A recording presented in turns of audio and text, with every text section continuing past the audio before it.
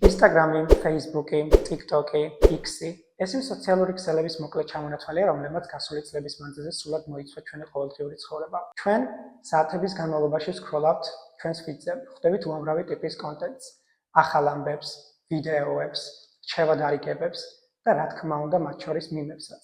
ეს ვიდეო და ფოტომასალაა, რომლებიც იუმორისტული შინაარსით გვაწვდიან ინფორმაციას, რომლებიც ხშირად იმდენად მომცველია, როგორც ვრცელი სტატიები და ტიპიური შინაარსის სიუჟეტები.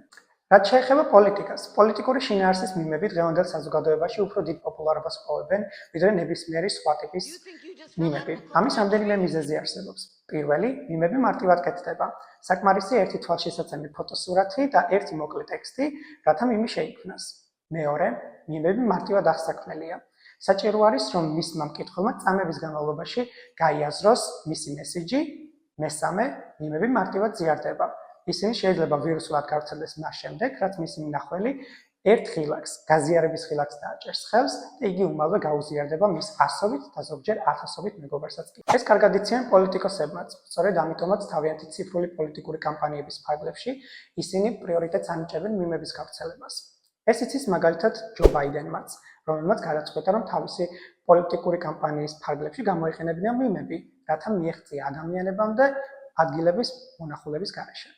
პოლიტიკასა და მიმებს შორის მჭიდრო კავშირის შესახებ მეტი ინფორმაციის გასაგებად ვეწვიეთ პოლიტიკის ექსპერტ გიორგი ოდოშაშვილს ილიას სახელმწიფო უნივერსიტეტში. ხო არსებობს პროპაგანდის გავრცელების სხვადასხვა საშუალება და ეს არის ვიზუალური საშუალება. ერთ-ერთი საშუალება ადამიანი გააშალვა, ტყუილი თქვა, რაღაცა. სალომე ზურაბიშვილი შავდებოდა ხოლმე ოჯახური სიწმინდის კონტექსტში რა, რაც პირველ რიგში ამორალურია და მიმებს აკეთებდნენ ხოლმე მახსოვს TikTok-ზე მაგასთან დაკავშირებით მის და მის არ ვიცი რა სწორი ხალხს რო ეხები, მაგრამ მართლა ძალიან ისეთი საკითხი იყო ხოლმე გულისხმობ აი ჯანრი კაშიასთან მის რაღაც ამორალურ მიმებს აკეთებდნენ ხოლმე TikTok-ზე და Instagram-ზე და რა თქმა უნდა გაშალება და აი სიწმინდის რაღაცა რომელიც არაფერ კავშირში არ არის უბრალოდ რაღაცა ესე სოციუმზე ზეგავლენის და ტრადიციული ხედვების და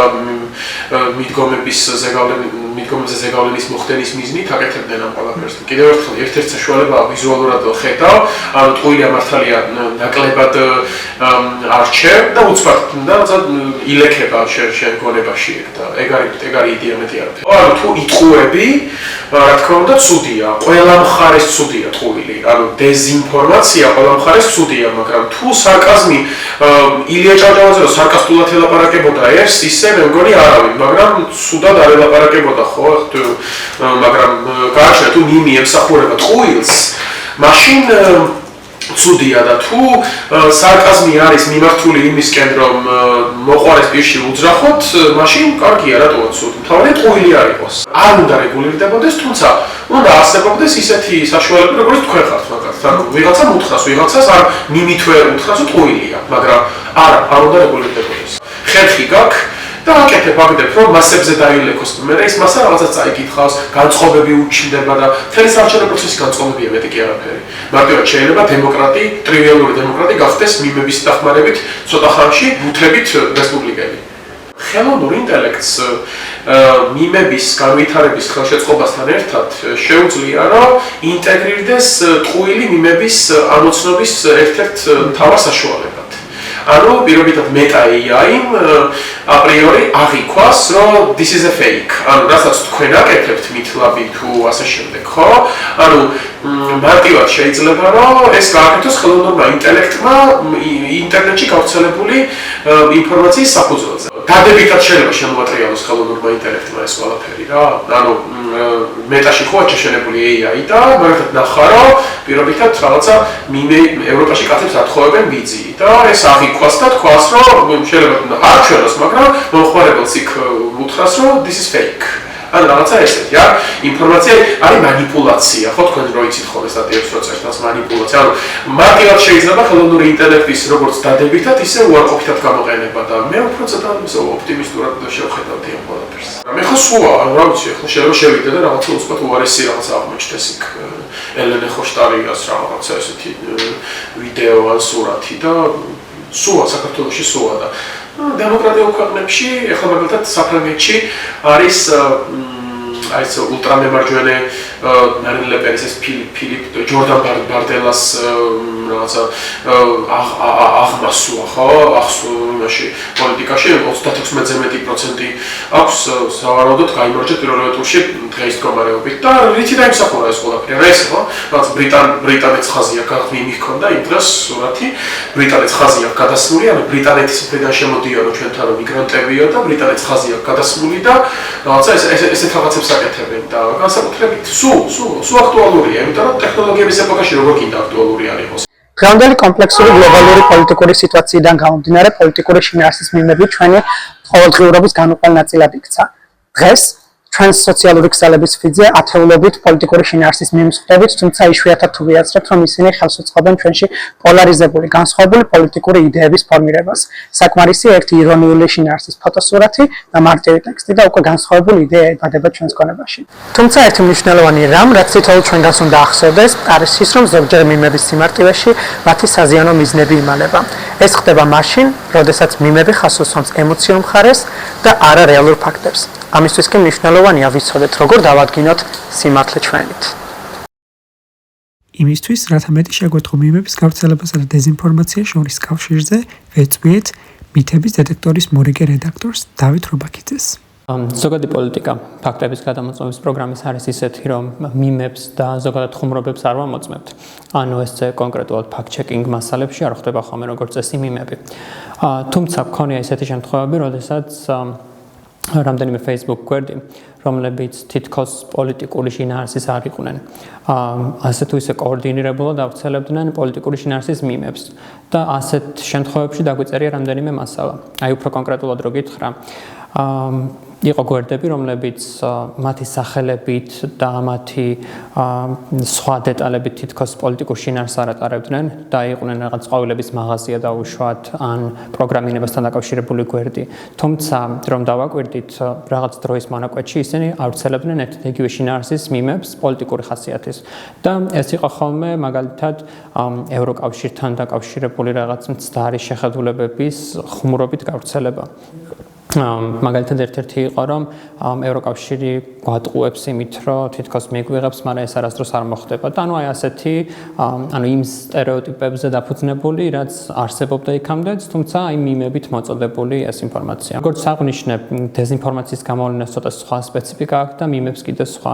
ამ შემთხვევაში იმიტომ მოექცა ჩვენი ყურადღების ცენტრში ეს გვერდები, რომ ისინი სულ სხვანაირად პოზიციონირებდნენ. მნიშვნელოვანია ისიც, რომ არ რეკლამებდნენ ამ მიმებს, ანუ ისე არ იყო მხოლოდ უბრალოდ პოსტავდნენ და მეცაც გეტყვით, ანუ ის მიმები, რომლებიც დარეკლამებული ჰქონდათ, მათ სიახლეების ველში საერთოდ არ ჩანდა. და დამატებით ისიც უნდა აღინიშნოს, რომ ეს გვერდები მალავდნენ დეტალებს, ანუ საიდან იმართებოდნენ და ასე შემდეგ, ანუ ბევრი დეტალი ამ გვერდებზე არ ვიცოდით.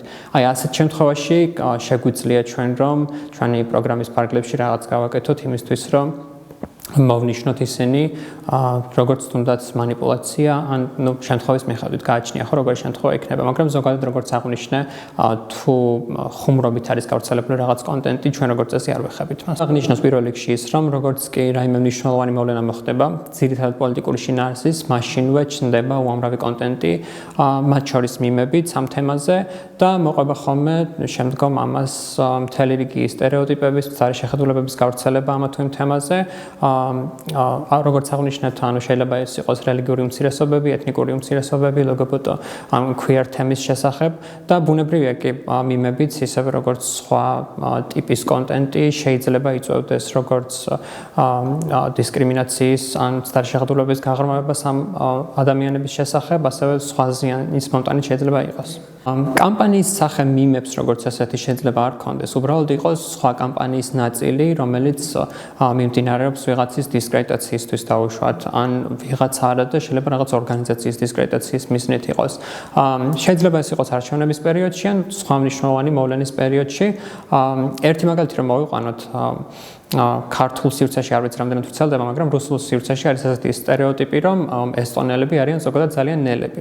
და როცა არის ხოლმე რაღაც კაია კალასის განცხადება, რომელიც თვითონ ესტონელია ან ესტონეთის საგარეო საქმეთა სამინისტროს განცხადება რაღაც პოლიტიკურ თემაზე, მაშინვე ჩდება ხოლმე მიმები იმის შესახებ, რომ მათ გვიან გაიგეს ინფორმაცია, ან ისინი ძალიან ნელები არიან და ანუ არსებული სტერეოტიპები გამოიყენება იმისთვის, რომ აი ახალ თემატიკაზე შეიქმნას ახალი მიმები, როგორც ვაკვირდები. სოციალურ სივრცეში გაცილებით სწრაფად და მარტივად ვრცელდება ინფორმაცია, მათ შორის იუმორისტული ხასიათის ინფორმაციაც და მიმებიც.